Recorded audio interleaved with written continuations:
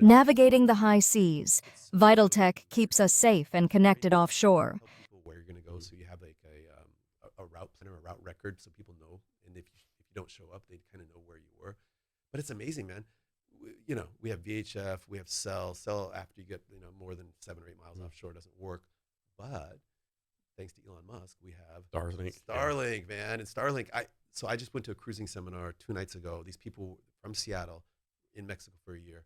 Now they're in Fiji, and they're at this little tiny island in Fiji, like this island outside of Fiji, but there was like 300 people on the island, and these people hadn't had internet connection for 3 months, and they were begging them, hey, can we have can you share your Starlink signal with us? And so, except for the webinar, the rest of the time they were Mhm. just opening up the signal, and these people, they were being able to communicate with all their friends and other islands and everything like that.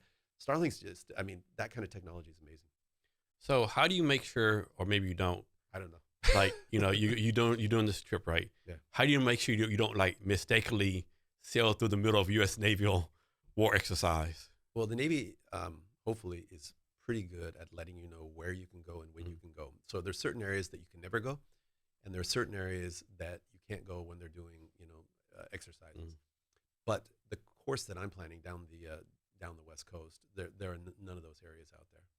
Can you imagine, like, you're sailing, and of course you have to sleep sometimes. You go to sleep at night or whenever, and you wake up, there's like 4 U.S. naval destroyers around you. Right. You're like, what Well, the fuck? no, but the crazy thing is, yeah, it could be a naval ship or even just a cargo ship. Yeah, The scale of those things they're so compared to big. it's They're so big. 3 football fields long, 20 stories tall, Yeah. and they can't see you. Hmm. Even if you've got a radar reflector, and you may have some kind of AIS signal Mhm. that alerts other boats, it's hard for them to physically see Yeah. you.